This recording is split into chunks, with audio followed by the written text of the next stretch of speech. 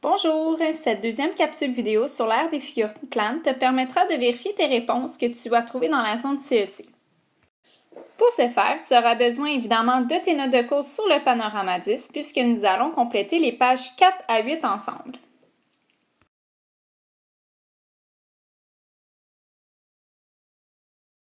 Voici le corrigé de la page 4. Je te laisse quelques instants pour vérifier si tes réponses sont bonnes.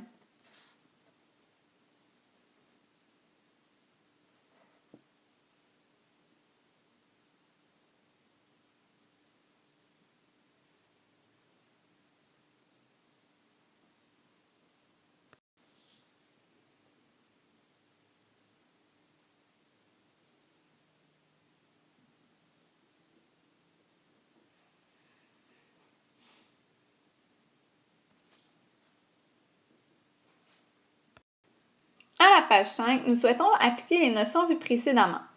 Pour chacune des figures, nous souhaitons déterminer le périmètre et l'aire. Commençons avec un carré. Nous savons que les quatre côtés d'un carré sont congrus. Donc, pour trouver le périmètre, ou autrement dit, la longueur de la ligne fermée formant le contour de la forme, nous pouvons tout simplement faire 4 fois la mesure d'un côté, 8,6. Lorsque nous effectuons ce produit, nous trouvons que le périmètre est de 34,4. Puisque nous avons utilisé des décimètres, le périmètre est de 34,4 décimètres. Pour déterminer l'aire, maintenant, nous devons utiliser la formule. Nous avons vu que la formule pour trouver l'aire d'un carré est C exposant 2. C représente la mesure d'un côté, donc nous n'avons qu'à remplacer C par la valeur 8,6 et effectuer le calcul. 8,6 exposant 2 donnera 73,96. Étant donné que nous cherchons l'aire, 73,96 décimètres carrés sera notre réponse. Deuxième exemple. Cette fois-ci, nous cherchons à déterminer le périmètre et l'aire de ce rectangle. Périmètre égale la somme des mesures des côtés. Donc, nous pouvons trouver le périmètre en additionnant 9 plus 9 plus 4,5 plus 4,5. En effet, nous savons que les côtés parallèles dans un rectangle sont congrus. Lorsque nous effectuons cette somme, nous trouvons que le périmètre égale 18 plus 9 et donc 27.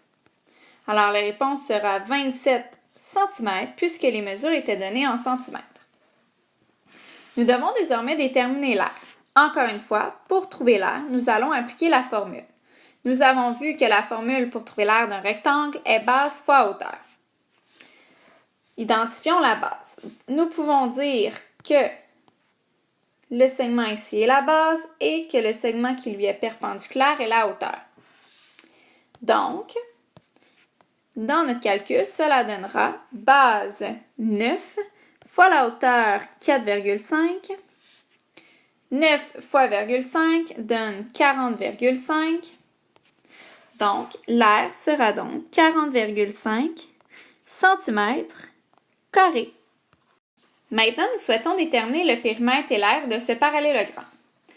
Tout comme pour le rectangle, nous savons que dans le parallélogramme, les côtés parallèles sont congrus. Nous en avons deux paires. Pour trouver le périmètre, il faut additionner la mesure de chacun des côtés. Donc, 6 plus 6 plus 2,5 plus 2,5. Nous avons 12 plus 5 et finalement un périmètre de 17. La réponse sera donc 17 cm puisque les mesures étaient données en centimètres. Passons au calcul d'aire. Pour trouver l'aire du parallélogramme, nous devons appliquer la formule. Nous avons vu que l'aire était égale à la mesure de la base fois la hauteur.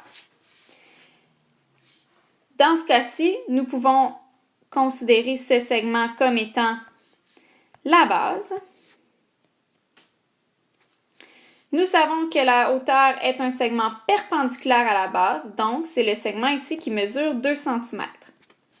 Remplaçons la base par la mesure 6 et la hauteur par sa mesure 2. En effectuant le calcul, nous trouvons 12. Donc, l'aire de ce parallélogramme est de 12 cm². Maintenant, nous allons vouloir calculer le périmètre et l'aire de ce triangle. Attention, il manque une mesure que nous allons devoir ajouter pour trouver le périmètre.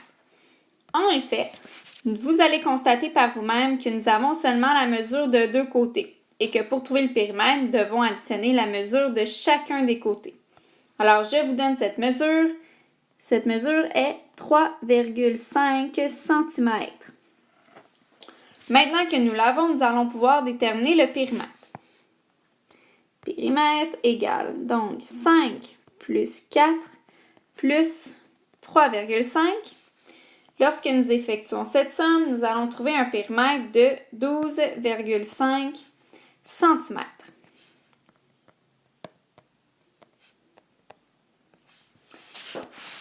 Passons au calcul de l'aire. Nous savons que la formule de l'aire d'un triangle est base fois la hauteur divisée par 2.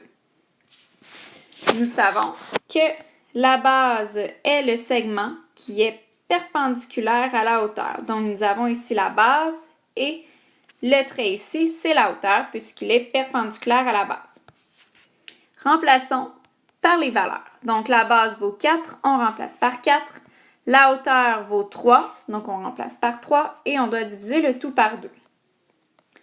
4 fois 3, 12, que nous devons diviser par 2. Donc, nous trouvons que l'aire de ce triangle est de 6. Donc, 6 cm² est notre réponse. Pour les 3 prochains exercices, donc E, F, G de tes notes de cours, je te les laisse les faire toi-même. Par contre, vous allez vite constater qu'il manque des mesures pour être capable de calculer le périmètre. Donc, je vous les donne. Premièrement, ce segment mesure 5 mm. Ce segment-ci mesure 4,5 mm. C'est tout, vous avez désormais toutes les mesures pour faire vos calculs.